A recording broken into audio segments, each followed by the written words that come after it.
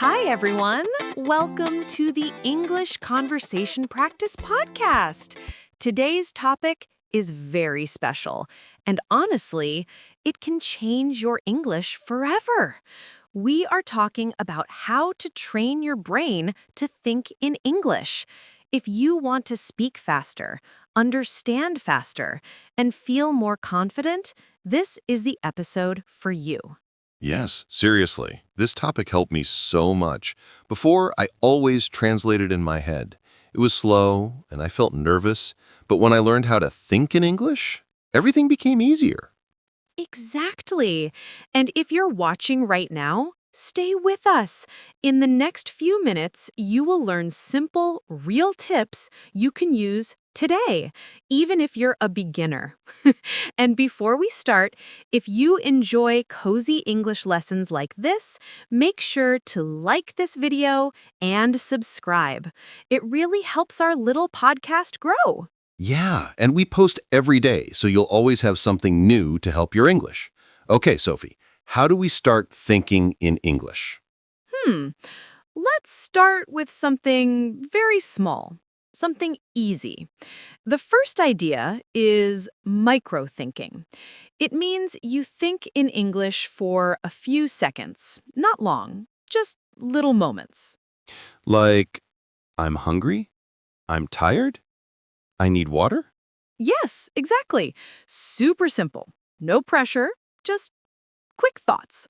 When your brain gets used to these little moments, it slowly becomes natural, and you don't even notice the change. I like that. It feels safe. Because thinking in English for 1 hour? That sounds scary. But thinking for 5 seconds? Okay, that's easy. Yes, and thinking in English should feel calm, not stressful. Another tip is naming things around you. When you look around your room, say the names in English in your mind, like chair, window, phone, charger. Oh, I did that a lot. Sometimes I felt funny, but it helped me so much. I remember walking around my kitchen and saying in my head, plate, fork, glass, sink. That's perfect. Your brain loves repetition. And objects are easy because you can see them. You don't need to translate anything. So it's like telling our brain, hey, English is safe. English is normal. Yes, so beautiful, Alex. Exactly that. Your brain needs to feel comfortable. And when you use English in small ways, your brain starts to trust the language. It stops fighting. I love that idea. So what's another tip? Self-talk. It sounds funny, but it works. You talk to yourself in English, in your mind or quietly. Like, what should I cook today? Maybe pasta. Yes, pasta is easy. I do that, and I don't feel crazy anymore. No, it's not crazy at all. It's natural. Babies talk to themselves when they learn language. Adults can do the same. So we think small, use simple words, and talk to ourselves. Yes, and one more idea for this part. Simple patterns, like I need to, I want to, I'm going to. These help your brain build fast sentences. Oh, yes. Those patterns saved my life. They save many English learners. And we'll talk about more tips in a moment, including watching shows, using subtitles, animation, and more ways to make your brain think automatically in English. So, Alex, you remember how we talked about simple patterns? There is another thing that helps your brain think faster in English: shadowing. Ah, yes, shadowing. That technique changed me, but maybe we should explain it in a simple way for beginners. Of course. Shadowing is when you listen to English and you repeat at the same time. Not after, but at the same time. Like you are the shadow of the speaker. When I first tried it, I felt shy. I was like, wow, my voice sounds strange. But after a few days, it felt so natural. Yes. And the best part is, you don't need to repeat perfectly. The goal is not perfection. The goal is to let your brain copy English rhythm and melody. It helps you think like English speakers think. Yeah, I noticed my mind stopped translating so much. It was like my brain said, okay, I know this sound, I know this pattern. Exactly. And you can do shadowing with anything: podcasts, short videos, movies, even animated shows. Oh, animated shows are amazing for beginners. They speak clearly, slowly, and the stories are simple, and they have big expressions like big eyes and big emotions. Yes, animation is perfect because it helps your brain connect words to actions. You see someone running and you hear, "He is running." The brain loves that. When I was learning, I watched Peppa Pig and Bluey. I'm not ashamed, they helped me. They help millions of adults. Honestly, animation is not just for kids, it's for smart English learners. And speaking of watching things, let's talk about subtitles. Yes, subtitles are important, but many learners ask, should I use subtitles or no subtitles? Yes, such a common question. So here's the simple answer. Start with English subtitles. Never use subtitles in your native language. Native language subtitles make your brain translate, but English subtitles help your brain stay in English. Right, and after some time, maybe after a few minutes or a few days, you can try no subtitles, just for a short time. Yes, even just 3 minutes without subtitles can help your brain listen better. Your brain becomes active, curious, awake. I used to do that. I watched one scene with subtitles, then I watched the same scene again without subtitles, and I could understand more because I knew what was happening. That is a perfect method. And I also love the pause and describe technique. You pause a scene and describe what you see in English. He is opening the door. She is cooking. They are talking. Oh yeah, that's powerful. It forces the brain to think in English, not translate. And even if your sentence is simple, it's still English. That's what matters. Simple sentences are the magic of fluency. Many learners think fluency means big words, but no, fluency means thinking easily. Yes, and when you describe scenes, you learn everyday words like smile, walk, sit, laugh, look, carry. Exactly. Everyday words are the foundation. Can we talk about using English in daily life, like thinking during chores or simple tasks? Yes, that's the next part. Because using English during small daily actions is one of the most powerful habits for thinking in English. So yes, Alex, using English during daily actions is so powerful. When you do something simple, like cleaning, cooking, walking, you can describe it in your mind. And this makes your brain think automatically in English. I love that idea. It feels natural, like English becomes part of your real life. For example, when I wash dishes, I think, I'm washing the plate. Now I'm rinsing it. Now I put it on the table. Exactly. And this kind of thinking is safe, calm, and very effective. When you connect English with daily activities, the language becomes familiar. It becomes yours. Yes. And it's easy. No teacher, no books, no stress. Just your mind and your daily life. Yes, so easy. And another thing that helps is making small decisions in English. For example, should I drink coffee or tea? Should I go left or right?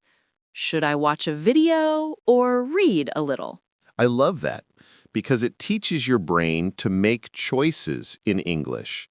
And choices are natural. They happen all the time. Right, and there is something else.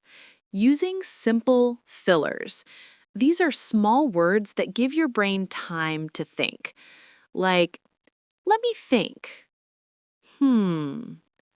Well, I guess what I mean is, Oh, yes.